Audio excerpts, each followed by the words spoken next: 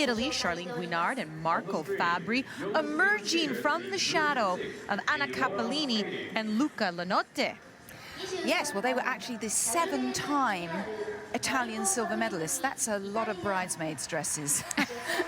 But this has been their best season so far. Third at the Grand Prix final, third at the European Championships. Helped out a little bit there by Sinitsina Katsalapov not having their best skate. But they're one of the teams who are looking to try to get into that top 5. They're strong, they're dramatic, a small team, very evenly matched in size, so they have to really make sure their amplitude is right out. 8-time silver medalist, but finally, this year, they won their first national title, and they picked up their first ever Grand Prix medals this year, both bronze, and so qualified for the Grand Prix final, first time ever, and took bronze.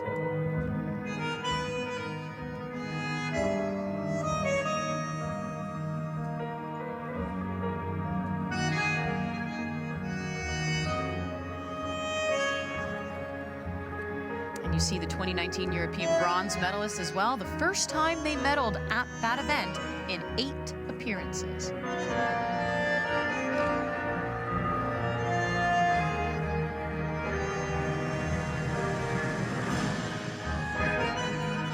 Very creative entry into their twizzle sequence, a lot of ice coverage.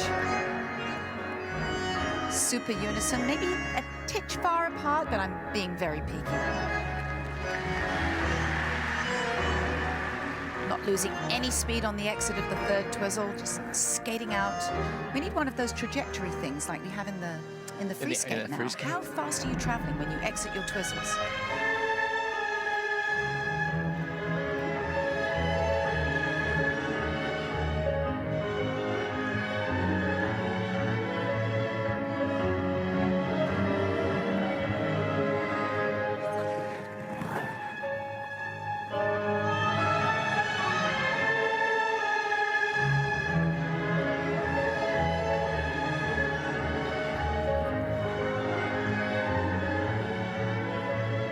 When I was young, the compulsory dance event was potentially a very long day when you had 25 ice dance teams that did the exact same solo for 2 minutes each, the exact same.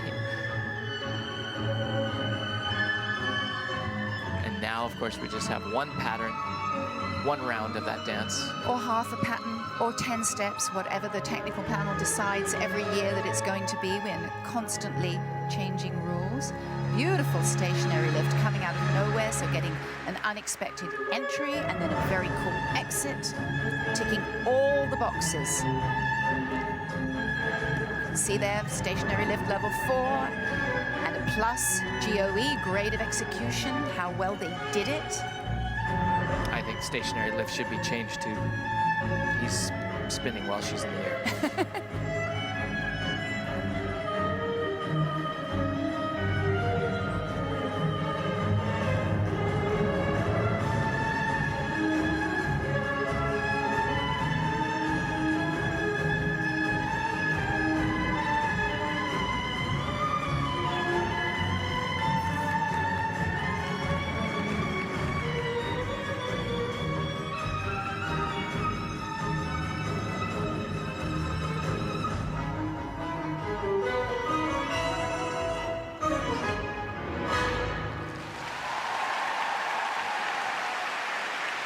Two-time Olympians Charlene Guignard and Marco Fabbri of Italy. These are their 8th World Championships, and their best finish came last year on home ice when they took 9th.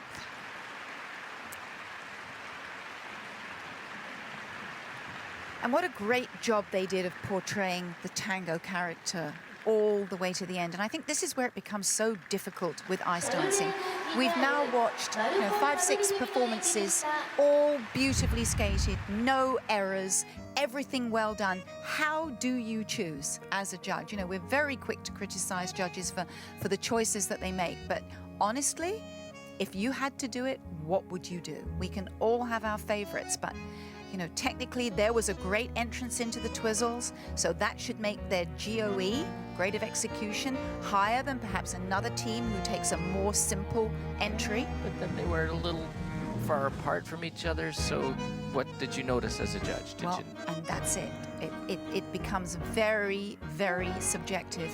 And I really do feel, again, with these top 10 teams, you could almost choose anybody and not be wrong. It's going to be very difficult. Occasionally we'll mention a dress or two, or the boards match their dress, and then you get feedback from people going, it's a sport, what are you doing? I go, but this is a sport where we're trying to influence other human beings. That's right. To music. The costume matters. How do you feel when you're watching them perform? Again, I think much like Gilles and Poirier, they told a story throughout that tango. They had me absolutely convinced with what they were doing. Coach Barbara Fusapoli there, Roberto Pelazzola. She was a good dancer herself. She was. She was the 2000 Grand Prix final champion there. So 81.66, a season's best for them. So they've been having a very strong season, showing here again in the rhythm dance at Worlds. So they will currently sit in third.